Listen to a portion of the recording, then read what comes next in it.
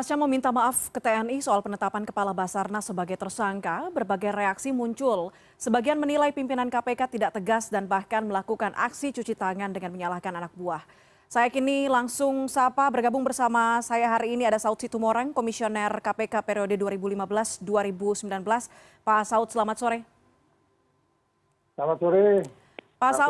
Pak Saud, kalau kita lihat kemarin pimpinan KPK minta maaf kepada Puspom TNI begitu. Pendapat Anda seperti apa? Ya sebenarnya nggak perlu ya, karena mereka datang juga, ya salahnya di mana gitu. Karena kalau melihat pernyataan dan Puspom kan sudah jelas mereka juga akan melakukan penindakan. Jadi jangan-jangan ini hanya kesalahan di dalam prosedur gitu ya. Sebab kalau kita mau bicara OTT itu kan harus tegas dulu mempelajarinya mulai dari awal.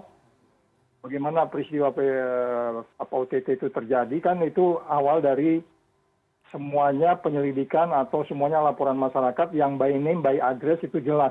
Apa, berbuat apa, kapan, di mana, dan tidak ada keraguan bahwa OTT itu adalah sesuatu peristiwa pidana yang sudah terbukti. Untuk kemudian dilakukan penyelidikan terjadi lagi peristiwa pidananya. Jadi kalaupun kita mau bicara undang-undang TNI, undang-undang KPK, atau undang-undang yang lain. Tapi kalau kita bicara lex specialis juga semua undang-undang yang lain bisa dikalahkan dengan undang-undang KPK dan seterusnya. Itu kita bisa berdebat lama. Cuman kalau kita mau bicara experience kan pengalamannya AW101 itu kan sipilnya di KPK, TNI-nya juga ditangani oleh TNI. Jadi apa yang tertulis dengan apa yang dilaksanakan kan memang selalu di Indonesia itu harus dibungkus dengan estetika, etik, koordinasi, sinergi, dan seterusnya. Jadi sebenarnya ya, secara prinsip minta maaf justru kalau saya bilang itu pimpinan KPK minta maaf kepada semua stafnya, anak buahnya, semua penyidiknya yang beberapa hari kemudian minta keluar dan kemudian hari ini juga kita dengar ada surat yang kemudian justru mereka meminta maaf. Pimpinan yang minta maaf. Jadi artinya itu minta maaf itu ke pimpinannya, bukan ke TNI. TNI-nya sendiri sudah jelas kok responnya. Mereka akan melakukan penindakan. Lalu itu kemudian ada sebuah proses di mana mereka tidak kolegial dalam pengertian di luar KPK. Pada bagian lain juga saya bertanya juga ya, kolegial di dalam seperti apa. Karena ekspos yang dilakukan oleh Pak A dengan ekspos yang dilakukan oleh, ya dengan konferensi pers yang dilakukan JT itu juga saya pikir perlu didalami kembali, yang menurut saya Dewas harus mendalami. Ini ada apa? Prosesnya mulai dari awal, proses penyelidikan sampai kemudian mengumumkan, sampai kemudian Puspen, dari Denpomnya.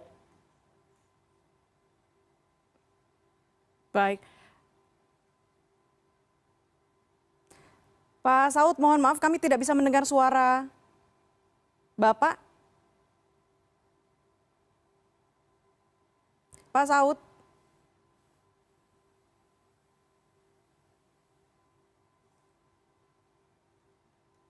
Pak Saud. Sudah. Baik. Tadi disampaikan, Pak Saud tadi menyampaikan kepada kami bahwa sebetulnya nggak perlu minta maaf begitu. Ini kayaknya permintaan maaf pimpinan KPK terhadap anak buahnya.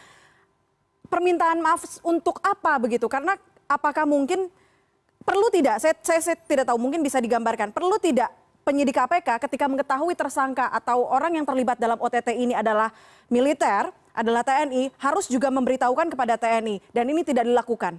Apa karena itu? Atau karena hal lain?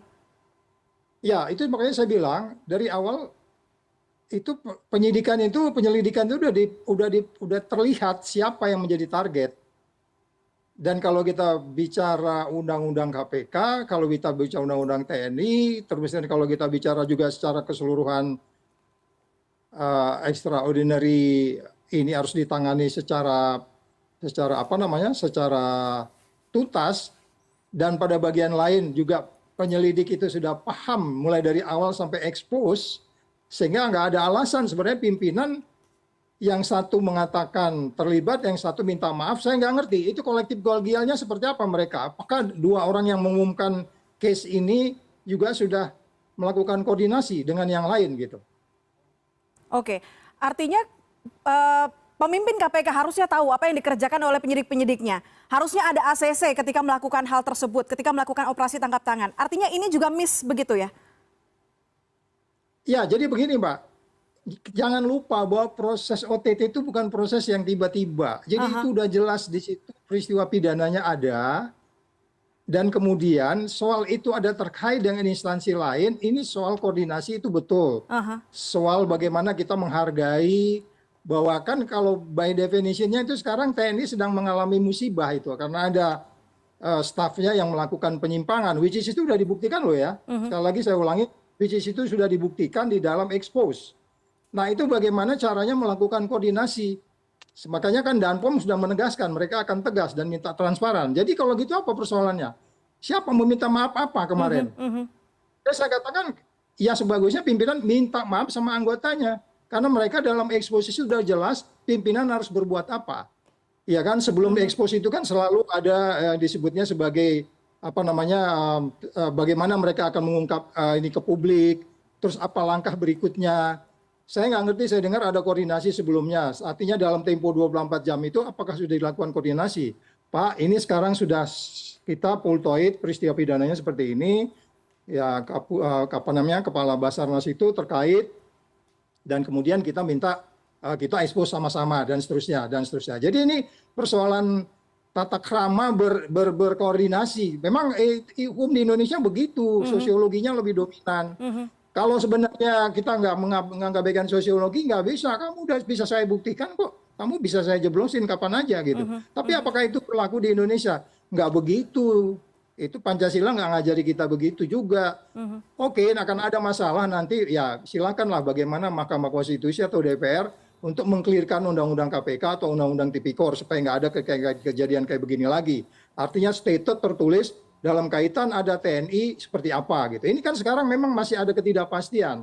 Jadi di tengah ketidakpastian itu Anda harus wise, Anda harus wise, Anda harus relax gitu untuk meyakinkan itu. Coba pernyataan Komandan POM-nya kan udah jelas, kita akan selesaikan ini kok. Terus minta maaf sama siapa? Ayo. Oke. Ya minta maaf sama anak buahnya itu. Oke. Dari apa yang terjadi kemarin, permintaan maaf pimpinan KPK kepada TNI, publik akhirnya merespon, sebagian besar publik gitu ya, kalau saya lihat, ada, pimpinan KPK takut nih dengan militer. Anda melihatnya seperti itu? Ada ketakutan Enggak, itu? Puspa enggak gitu, kamu manas-manasi juga. Enggak gitu, enggak. Dulu juga kan, ini yang namanya kolektif kolegial itu kan berlaku internal. Kolektif kolegial keluar itu tetap ada karena mereka juga shock lah ya, seorang pimpinan lembaga tinggi yang karirnya juga pernah pendidik ikut tinggi, mereka juga kan bagaimanapun the spirit, the corpsnya itu pasti ada di mana-mana juga ada lah kayak begitu. Jadi maksud saya kita belum bisa menyampingkan soal yang sosiologi yang saya sebutkan tadi. Oleh sebab itu kalaupun umpamanya ada yang miss ini kemudian udah kita fokus saja pada kasusnya. Ini nggak boleh didiamkan dan ini harus dilanjutkan karena peristiwa pidananya sudah ada. Tinggal bagaimana bagi kerjanya, file-file yang ada di KPK itu diserahkan, kemudian nanti wawancara lagi sama-sama, penyelidiknya sama dengan yang dari TNI untuk duduk, kemudian penindakannya dilanjutkan. Kalau nggak nanti di dunia internasional ketawa-ketawa juga lihat kita gitu. Jadi yang Pak bilang tadi itu takut dengan tekanan, nggak. KPK dari dulu nggak bisa ditekan-tekan juga, karena itu bisa masuk ke menghalang-halangi penyidikan, itu bisa pidana malah. Oke, Pak Saud, terakhir pasca peristiwa kemarin, apakah Anda mendengar informasi dari teman-teman penyidik, bagaimana kondisi psikologis mereka?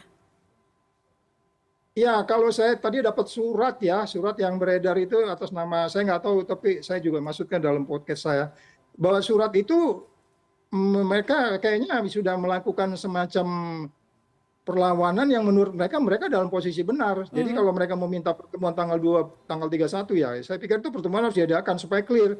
Dan Dewas harus hadir di situ supaya jelas kronologisnya. Tugas Dewas itu apa? Ini termasuk mengawasin.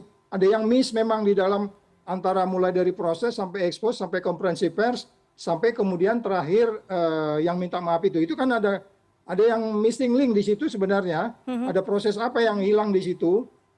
Dalam pengertian, oke, kita lepaskan dulu undang-undang TNI-nya, karena kalau kita bicara lagi spesialis, KPK yang nangani tentu, ya. Tapi kalau kita kembali lagi ke bilang soal sosiologi ya, kita paham ini harus koordinasi sebenarnya dengan baik untuk kemudian menjelaskan ini Pak, Bapak lanjutkan setelah terima, udah lanjut KPK mengerjakan yang lain. Jadi saya minta makanya Asep katanya mau mundur, saya bilang nggak bisa, saya memang mundur kan begitu kepada saya nggak langsung Kota Asep ya, cuman kepada teman-teman senior yang udah nggak di KPK, tolong sampaikan ya nggak bisa begitu. Dia harus terus berada di sana untuk kemudian itulah cara kita menghadapi problematik di dalam penegakan hukum anti korupsi di Indonesia yang memang belum clear gitu, Mbak. Baik, kita tunggu nanti update-nya seperti apa juga sikap dari pimpinan KPK dan juga para penyidiknya soal kasus yang mengaitkan Basarnas atau Kabasarnas ini. Pak Saud Situmorang, terima kasih banyak sudah bergabung bersama kami di CNN Indonesian Newsroom. Salam sehat.